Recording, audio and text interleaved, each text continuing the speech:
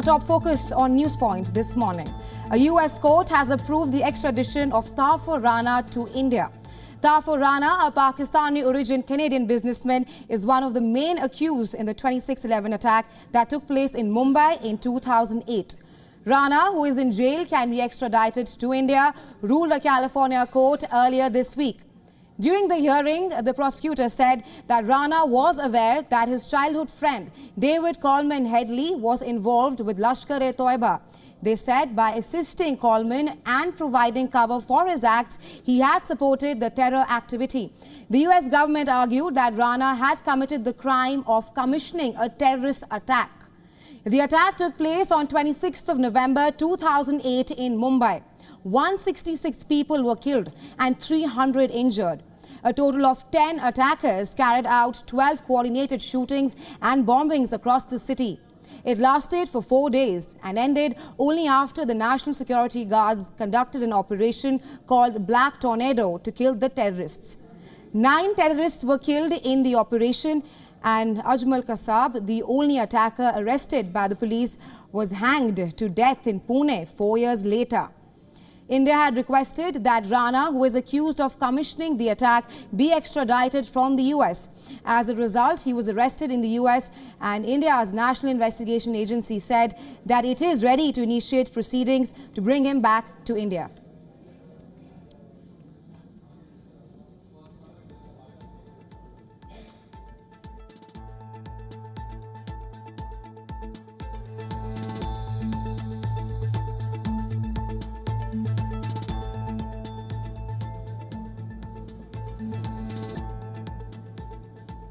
Let's now tell you about the 4 perpetrators of the 2008 Mumbai attacks who are alive and what their current status are.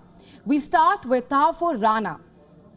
Now, Tahawwur Rana, he is accused of commissioning the 26/11 attack. He is currently under arrest in the US, awaiting extradition to India. We move on to Majid Mir. The next is Sajid Majid Mir.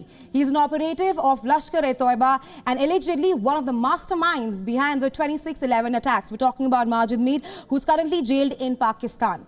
Moving on to the third person we're talking about here is Hafiz Zaid. He is again jailed in Pakistan. He was termed a specially designated global terrorist by the US Department of Treasury in 2008. Now, he has been sentenced to a 68-year jail term by a Lahore anti-terrorism court in a case of terror financing. And lastly, we have with us Rahman Lakhvi. Zakiur Rahman Lakhvi. He is considered one of the co-founders of the terror outfit Lashkar-e-Toiba. And he is allegedly one of the main perpetrators of the 26/11 attack. In 2021, Lakhvi was arrested in Pakistan and sentenced to 5 years in jail in a case of terror financing as well. Now, let's also tell you more about Tahawwur Rana. This person, the question is, who is he?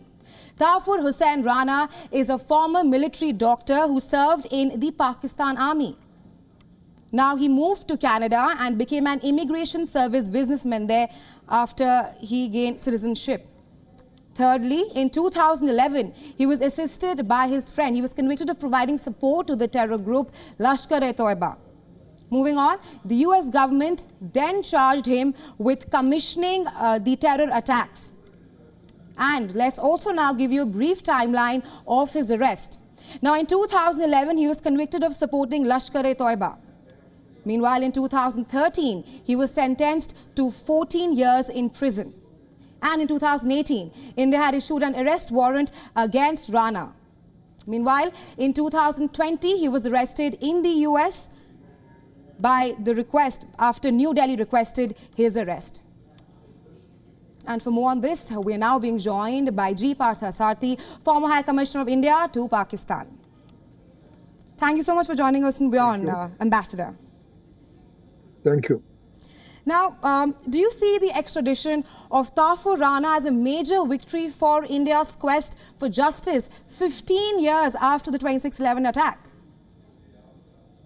Well, I certainly regard it as a major diplomatic achievement for which Mr. Jaishankar and his officers should all be thanked and our gratitude expressed. But look, Tahawwur Hussain Rana was the smaller fry in this. There were two people from outside involved. Rana, both working on behalf of the ISI.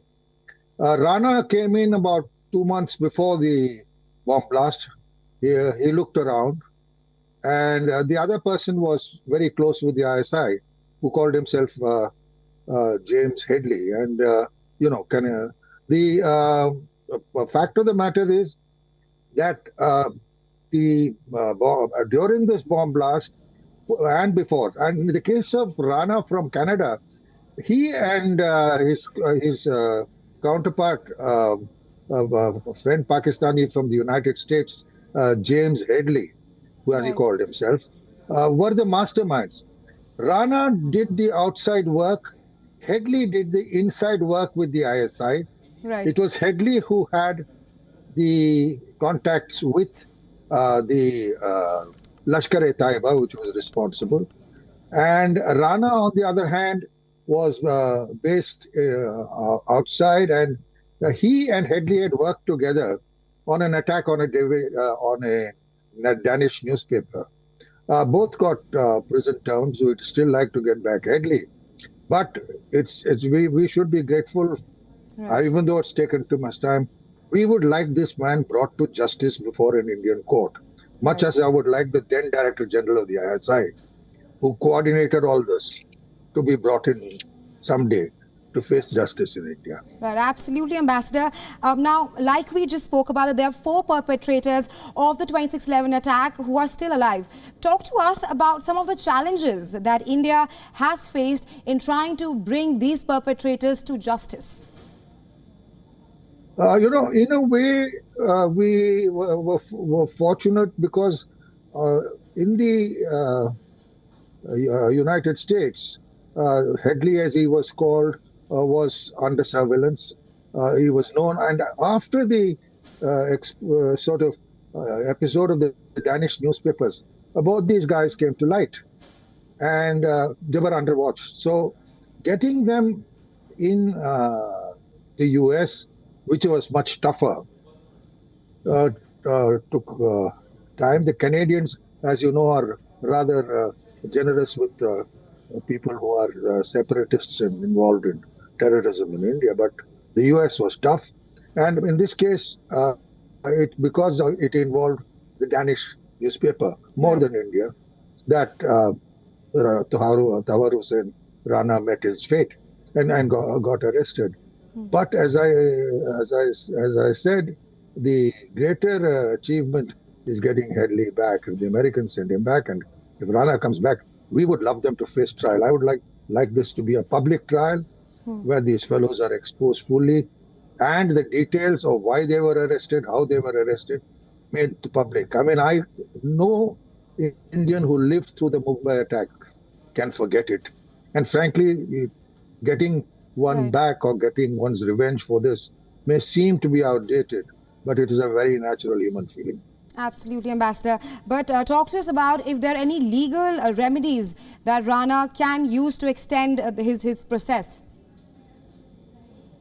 Well, as I said, the case of Canada, let us see, because in the case of the United States, the man has faced trial, he's got an 18-year jail term. That's the sort of thing which has happened. So, in the case of Canada, I would hold my judgment, and frankly, it is what has happened is good, but I'd like to see the end game played out in the courthouse in India. Absolutely, Ambassador. Thank you so much for joining us in WION and sharing your insights with us. Thanks very much. Okay. Thank you.